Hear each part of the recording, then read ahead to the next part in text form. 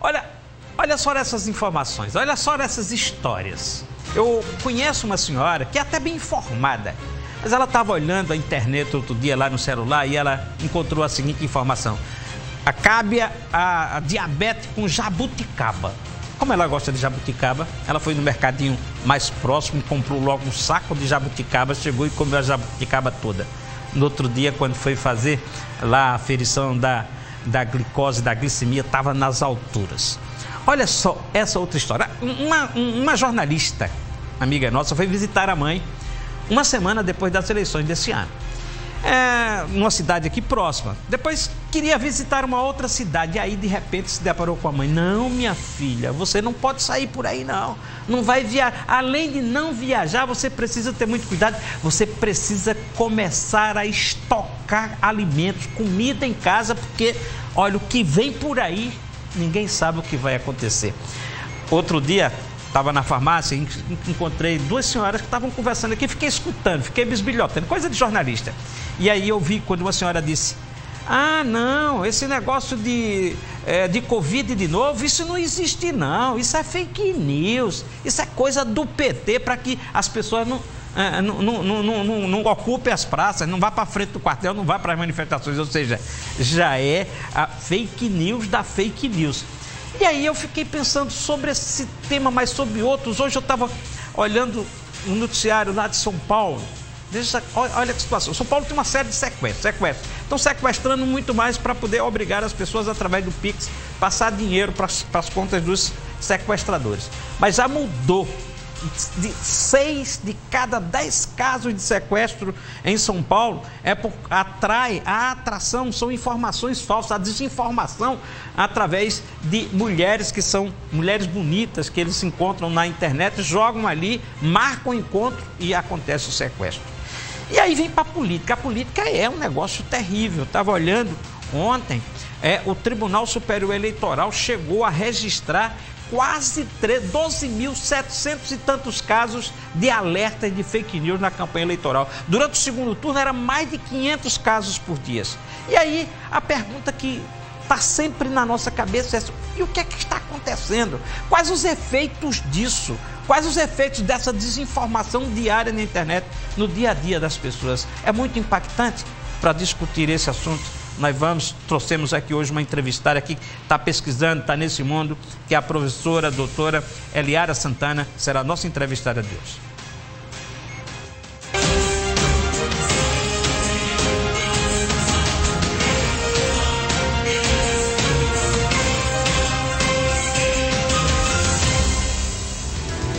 Professora Eliara, boa tarde para a senhora. Boa tarde, é um prazer muito grande estar aqui em João Pessoa. Eu estava olhando um resumo do seu currículo aqui: doutora e mestre em Linguística e Língua Portuguesa, na análise do discurso, mas tem aí muita pesquisa, é pesquisadora da Unicamp, participou do Observatório das Eleições agora recentemente. Estou participando. É um currículo gigantesco, eu estou apenas resumindo aqui, né?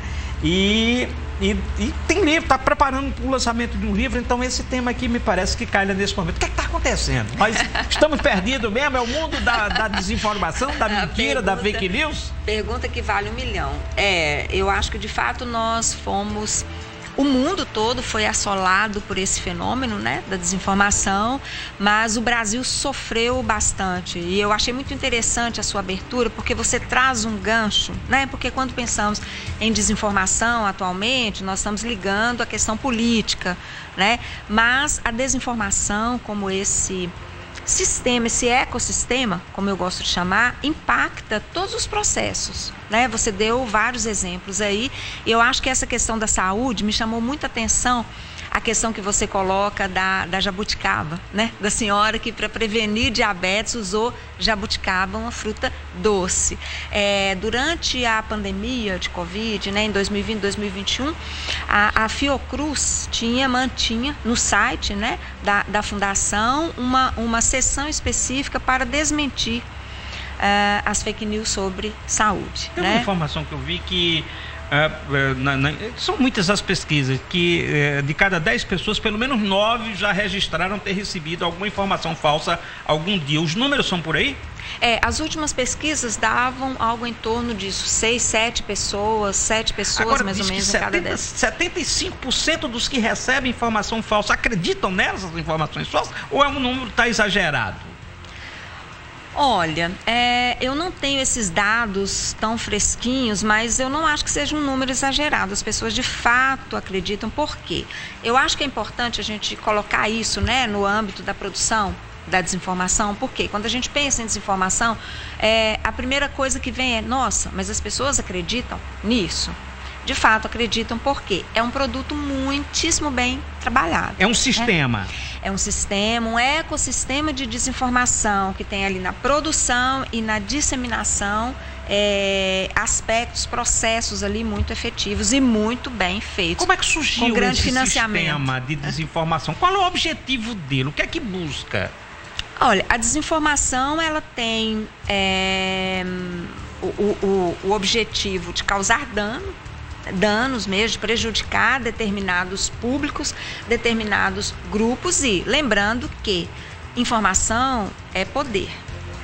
Desinformação também é um projeto político, porque se você controla, né, de alguma forma, você cria uma realidade paralela, né? Você controla ali, de fato, fluxos políticos, você controla processos políticos, né? Você controla o Brasil. Vamos dar outro exemplo. O Brasil era uma referência até o ano passado em cobertura vacinal, sempre foi, né? As crianças brasileiras, a cobertura vacinal era da ordem de 97%, 98%.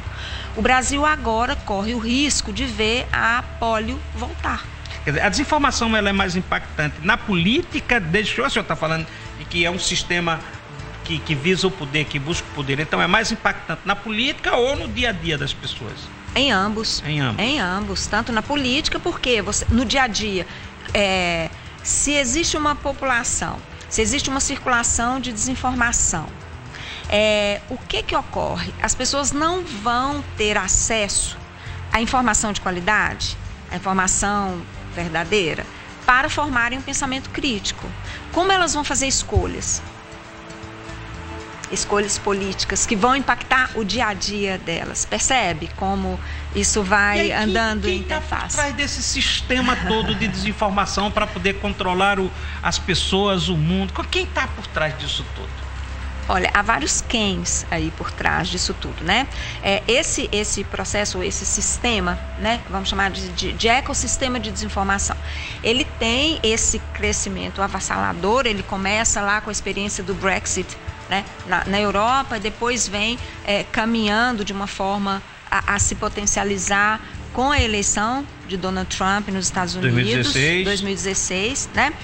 E isso vai no crescendo com esse movimento político da extrema-direita, né, que toma conta, né, desse nicho das redes sociais, né? Não é que as redes sociais produzem desinformação, né? Não é isso. As redes sociais cumprem um papel, a internet cumpre um papel, as mídias digitais cumprem um papel, né, relevante, mas elas foram instrumentalizadas para potencializar esse conjunto, né, conjunto de preceitos, de modos de agir e de tomar o cenário político. Mexe, né? Com o quê? Vai buscar o quê nas pessoas? Mexe com a fé das pessoas? Sim. Como é que penetra no mundo das pessoas? Veja, a desinformação, as fake news penetram no mundo das pessoas? Veja, eu sou analista do discurso, né? Eu pesquiso linguagem, além de jornalista. Então, essa produção desse conteúdo, como isso é produzido, é algo interessantíssimo, né? Algo que me deixa de fato bastante envolvida. Então nós temos a nossa visão de mundo, ela não é uma visão de mundo absolutamente racional. Todos nós temos crenças, nós temos valores, nós temos pontos de vista, nós temos medos. Essa produção desse conteúdo falso, falseado, né, mentiroso, essa produção que é profissional, né, ela se baseia nesses elementos para construir conteúdo. No medo, na desinformação. No medo, agora, na crença. Quando a senhora fala desinformação, a gente pensa logo em educação, educação e cultura. Então isso seria um fenômeno que atingiria mais as pessoas de mundos é menos educado.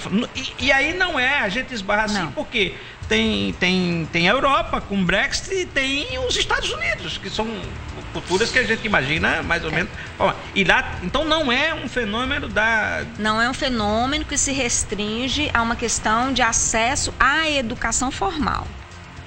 Não é. É um fenômeno que toma conta do tecido social de um modo geral. Em todas as faixas, em todas as camadas, para todos os públicos. Né? Porque quando a gente fala em crenças, em valores, em medos, em certezas, não são só determinados públicos ou pessoas que não tiveram acesso à educação formal que têm crenças, medos e valores, né? Então, esse trabalho da extrema direita, ele é focado nesses aspectos. E ele trabalha esses aspectos e é muito bem sucedido. Foi, né? Até certo ponto bem sucedido. Essa experiência, por exemplo, do Brexit na Inglaterra, de Donald Trump e de outros países, a gente já pode dizer que a desinformação, fake news, tem força de ganhar a eleição, de ganhar o poder em alguns países. A gente já pode dizer isso, que é tão perigoso assim que... Teve, né? Teve. No Brasil, o Brasil é um caso. Por isso que neste ano o mundo todo se voltou para a nossa eleição, porque nós fomos, de fato, um celeiro de fake news. Nós fomos um grande laboratório de produção de uma realidade paralela, né? Nós fomos ou somos ainda?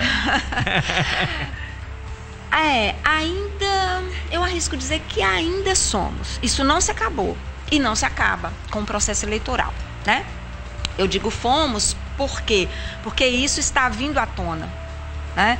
As ações recentes do judiciário e a problematização desse tema, né? Nós estarmos aqui hoje discutindo isso já é um indício maravilhoso de que esse tema está vindo à tona. Essas questões estão sendo problematizadas para pensarmos efetivamente como agir. Teve um risco no segundo turno da campanha de Lula, por exemplo. Foi incorporado André Janones, né? E ele me parece que usou do mesmo... Não é um risco agora, a esquerda está usando do mesmo instrumento que a direita, quer dizer, não generalizou? Não foi o mesmo esquema. Não foi o mesmo esquema. Por quê? Veja, esse esquema que nós vimos ser desenhado desde 2018, quando nós falamos de um ecossistema, e nós falamos de um ecossistema de desinformação porque é profissional, há vários atores envolvidos, né? Eu fiz eu gosto muito de falar dele, porque eu fiz esse desenho, esse esquema, quando eu estava como visitante no Teachers College da Universidade de Columbia, então em Nova York. Eu estava num grupo de pesquisa, pesquisava fake news e estava muito interessado na questão da eleição de Donald Trump. E uma professora, a professora Ioana Literar, fez o que ela chamou de um ecossistema de fake news, né? Adaptando a realidade americana, e eu, conversando com ela, pedi para que eu fizesse essa adaptação ao Brasil, porque havia vários elementos no Brasil, né? Vários atores e tal. Então eu fiz esse ecossistema, desenhei esse ecossistema e já pensando no que ocorria. Eu estava lá em 2019, então já tinha havido eleição, né? E eu já me preocupava com essa questão, que não era só uma questão de espalhar fake news, ou espalhar, como algumas pessoas dizem, boatos, né? Fake news não são boatos. Eu gosto muito de diferenciar.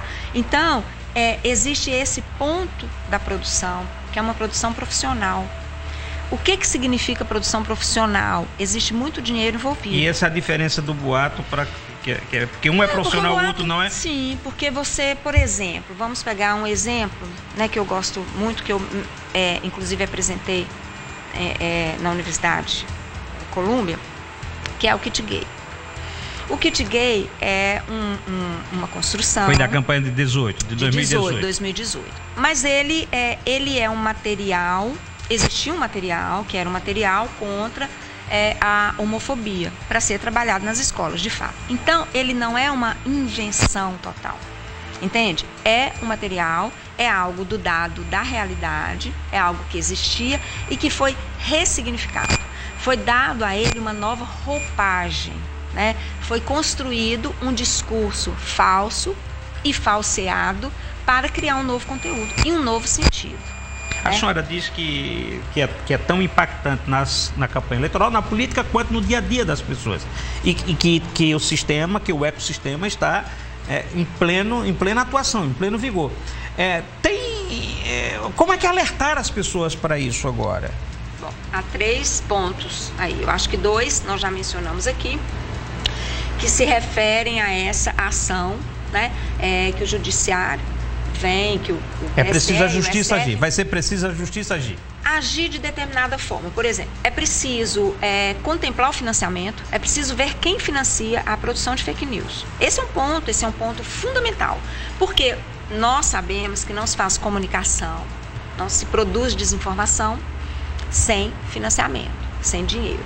Então é preciso atacar essa ponta. A outra ponta é identificar esses influenciadores, né, que espalham esse conteúdo e como eles espalham isso também de uma forma profissional, né? Então isso está sendo feito.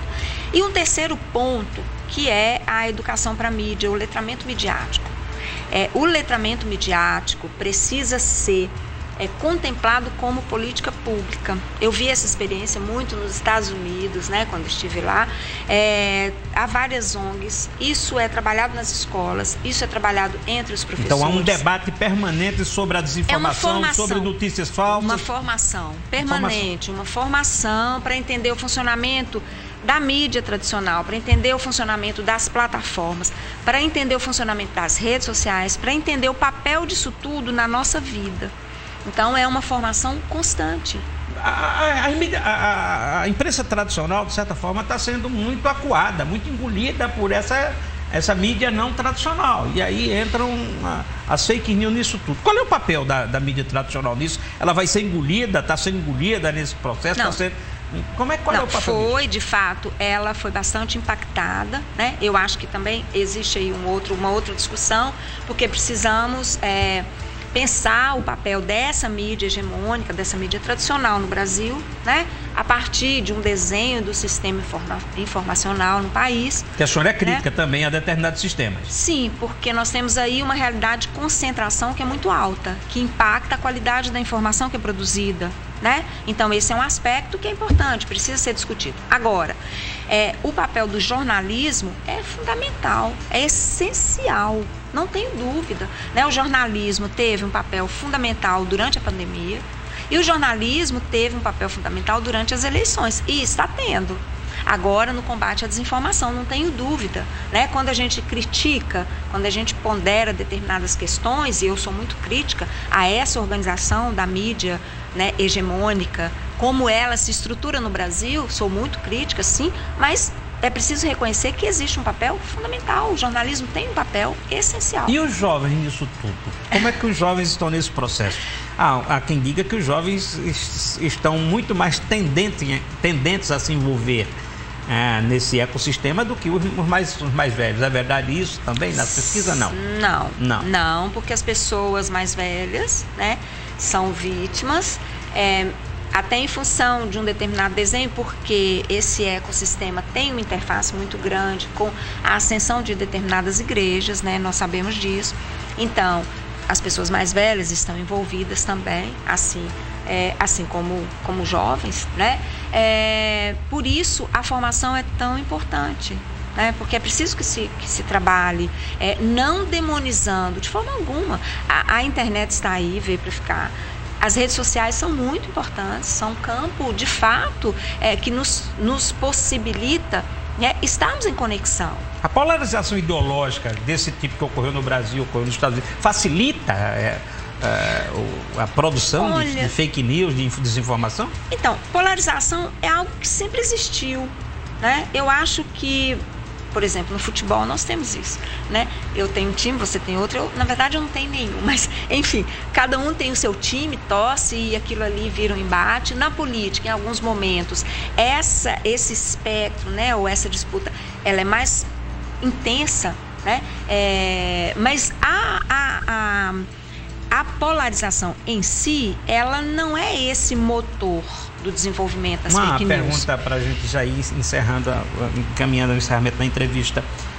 Qual a esperança da senhora de que isso passe, de que esse mundo de desinformação ele seja superado, que ele tem alguma esperança aqui no mundo? Como é que, sim, como é que a senhora está avaliando isso? Eu sou muito otimista.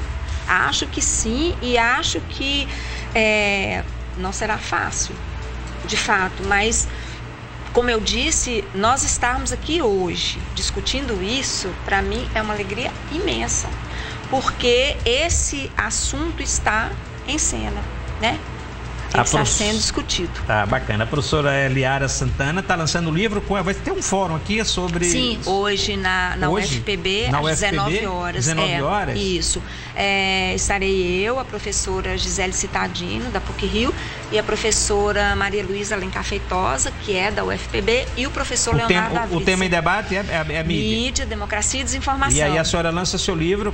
Isso, que é Jornal Nacional, um ator político em cena. Que sobre o Jornal Nacional, um ator político em cena, que é essa discussão sobre a hegemonia de determinados grupos da imprensa. Exato, que é fruto da minha tese, né? Fruto da minha pesquisa. E a senhora está... Eu vi que a senhora deu aula em Natal, está na Paraíba, está dando aula aqui no Certo.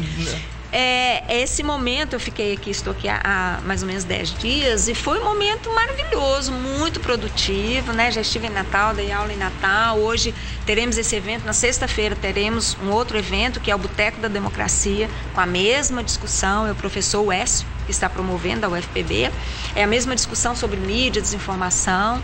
Então, dei aula em Natal, então foi bastante intenso. Eu quero agradecer a sua presença aqui, tá? Quero agradecer. E eu acho que esse debate nós vamos fazer sempre, mas quero agradecer a sua contribuição nesse debate. Antes de encerrar o programa de hoje, deixe-me fazer aqui eu quero fazer um rápido comentário sobre uma situação que tem me incomodado, já está incomodando a todo mundo. Tem essa triplicação da BR-230 de Cabedelo até Oitizeiro, uma obra que eu acho que começou em 2013. Tem causado transtornos e mais transtornos, porque a obra não anda, não tem dinheiro, enfim. Aí a bancada federal da Paraíba se reuniu esses dias e acabou fechando na última segunda-feira o pacote de emendas que vai apresentar ao orçamento da União para a aplicação dos recursos aqui na Paraíba, já que essas emendas de bancadas agora elas tem a obrigação o governo de liberar. Sabe quanto a bancada federal da Paraíba reservou para essa obra? 7 milhões de reais. O governo federal já tinha colocado mais 7 milhões de reais. Eu andei perguntando a alguns engenheiros para que é que dá 7 milhões de reais. Os engenheiros nem souberam dizer. Não, um pouquinho mais da estrada. Vai dar para vigilância, vai dar para manutenção das máquinas, ou seja, não vai dar para nada, não vai dar para coisa nenhuma. Ou seja, a depender então de nossa política, a depender de nossos representantes, a depender da força de nossa bancada, essa obra aí não vai terminar nunca. E todos os dias os transtornos ocorrem como tem ocorrido agora. Congestionamento enorme, tanto no trecho que vai para Cabedelo em determinados momentos, pior quando vem de Cabedelo para João Pessoa. E isso tudo emperra o quê? Emperra o crescimento da região, emperra a vida atrapalha a vida das pessoas, de estudantes que precisam vir, por exemplo, para estudar em colégios e na universidade de João Pessoa, de trabalhadores que vão trabalhar em Cabedelo. E a grande João Pessoa toda emperrada. Quando ocorre um problema em qualquer trecho da BR, é a cidade toda que paga o pato. Lamentavelmente é assim. A visão de nossos políticos, o trabalho de nossos políticos não é para resolver. Com 7 milhões de reais, essa obra não vai sair do lugar e os problemas vão continuar acontecendo aqui na Paraíba. Falta a noção de prioridade, falta a noção de atenção ao desenvolvimento da Paraíba, lamentavelmente. É preciso dizer isso porque durante a campanha eleitoral a promessa vem, está lá no guia eleitoral, olha, vamos trabalhar para resolver essa obra, nós vamos solucionar, vamos resolver. Isso não é solução que se dê. Lamentavelmente, não é solução que se dê. Preciso fazer esse registro, preciso fazer esse comentário aqui, porque assim, desta forma, os problemas vão se acumular aqui na Grande João Pessoa, como tem outros problemas na saúde, na educação, problemas de saneamento também na Grande João Pessoa, que não são solucionados e que aparecem apenas no guia eleitoral, lamentavelmente. Bom, com essa informação nós encerramos o programa Tambaú Debate de hoje. Amanhã estaremos de volta e vamos entrevistar amanhã o deputado federal mais votado da Paraíba, Hugo Mota. Boa tarde.